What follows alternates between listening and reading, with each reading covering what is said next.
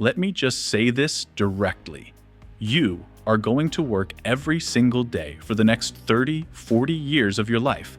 And if you do everything right, perform well, stay loyal, climb when they let you climb, sacrifice when they ask you to sacrifice, you will retire with just enough to not be a burden on your kids. That's the finish line. That's what they built for you. And I know what you're thinking. Okay, that's just how life works. You work, you get paid, that's the deal. Nobody promised you more than that. But here's the thing. That framing, that's just how it works, that's exactly what I want to pull apart today. Because this isn't just how things naturally ended up. This is a system, a specific, deliberately engineered system, and it has moving parts. And once I show you those parts, what they are, why they exist, and who benefits from them, you're going to look at your paycheck very differently. So let's start at the beginning. What even is a salary? I mean that seriously. What actually is it? Because the way it was explained to us, growing up, in school, everywhere, is that a salary reflects your value. You have skills, you contribute, the market assesses what that's worth, and you get compensated accordingly. Work harder, become more valuable, earn more. It's a fair exchange. That story is a lie. Here's what a salary actually is. The minimum your employer can pay you without you leaving. That's it. That's the whole formula. There's no process on their side where someone sits down and genuinely tries to figure out what your work is worth and pay you honestly for it. What actually happens is much simpler. They calculate your threshold, the number below which you start looking around, and they sit just above it.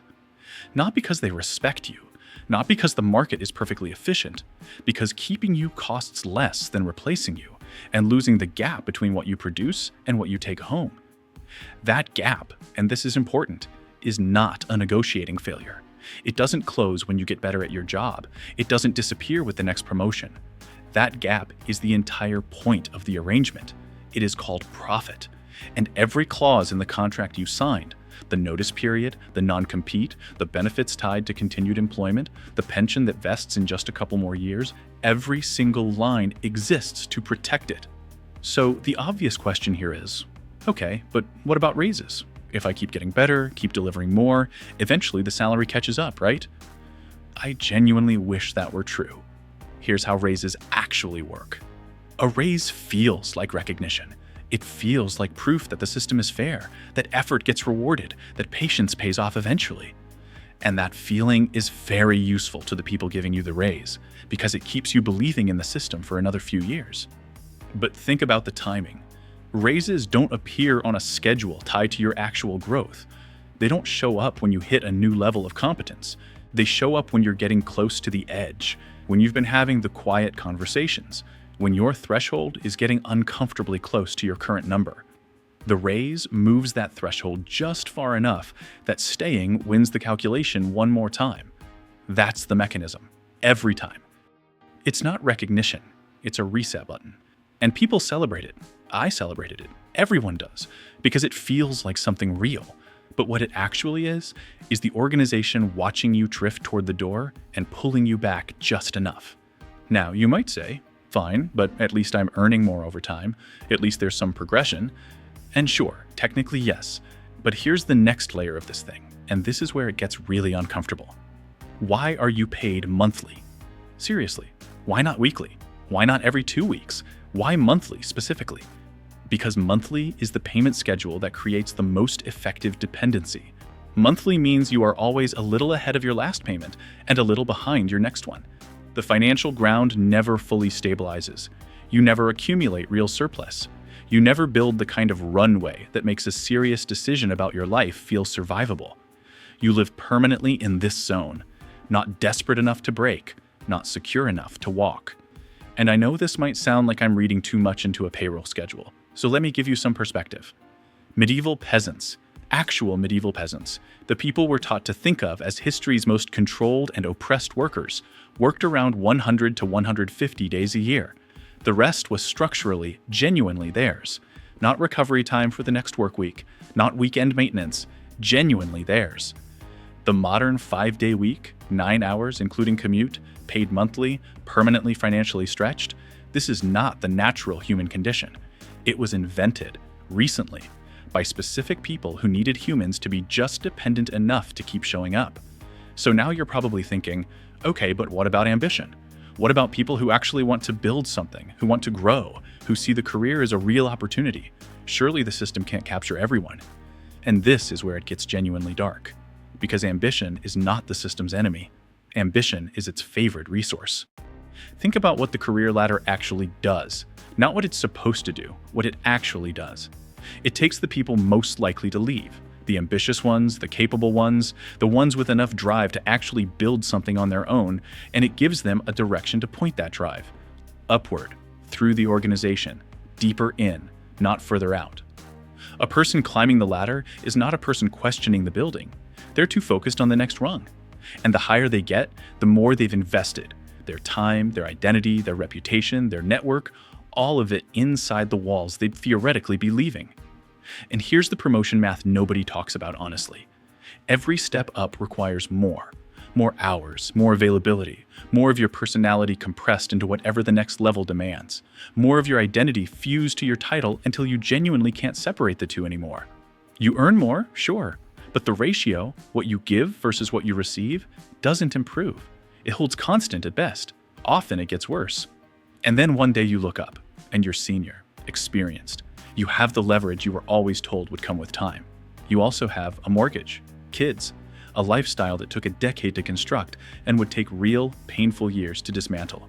The cost of leaving, which was always uncomfortable, has quietly become terrifying. Nobody trapped you.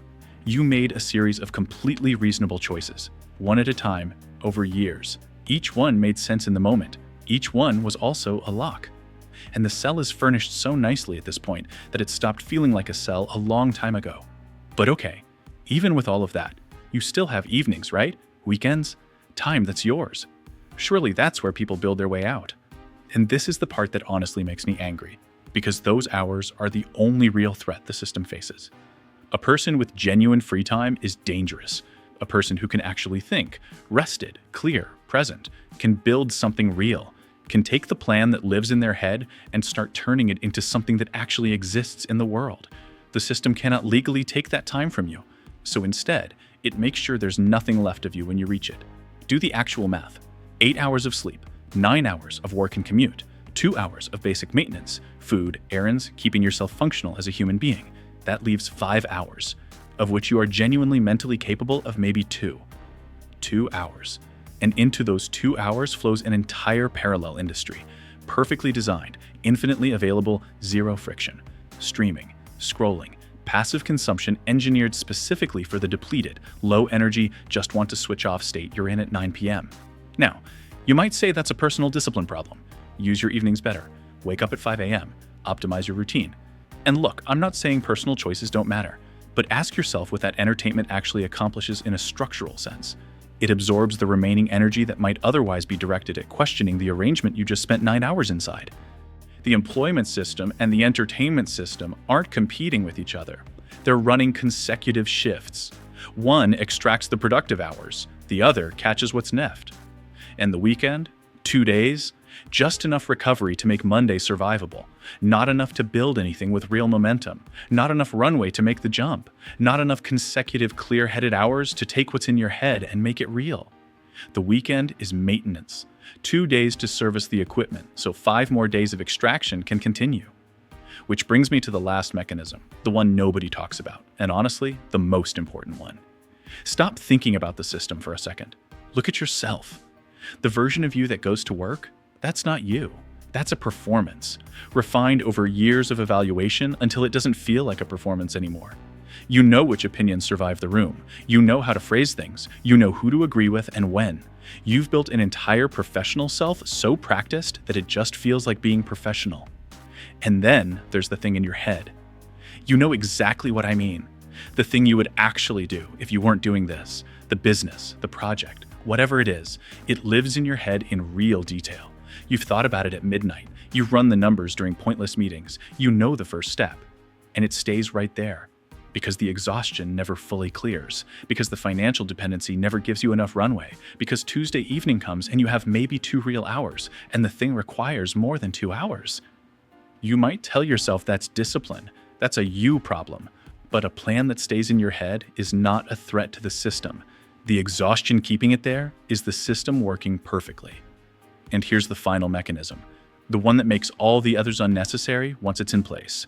At some point, the job title became part of how you introduce yourself, not what you do, who you are. And once that happens, the system doesn't need to hold you. You hold yourself, because questioning the arrangement means questioning your identity. And people will defend their identity against almost anything. Evidence, logic, their own private doubts. They didn't just buy your hours. They bought the part of you that decides what the hours are worth. So here's where I land on all of this. You are not behind. You are not failing to make the system work for you. You are not one promotion away from the version of your life that finally feels right. You are the intended output of something that was built, deliberately, patiently, with full knowledge of what it was doing to produce a person who works hard, stays just dependent enough to never leave, and spends the best years of their life believing the next level is where it gets worth it. The salary was never your reward. It was the mechanism that kept you in the right place, doing the right things for the right people, while you genuinely believed you were building something for yourself. That's not an accident. That's the whole design. And the worst part is that it works best on the people who are trying hardest.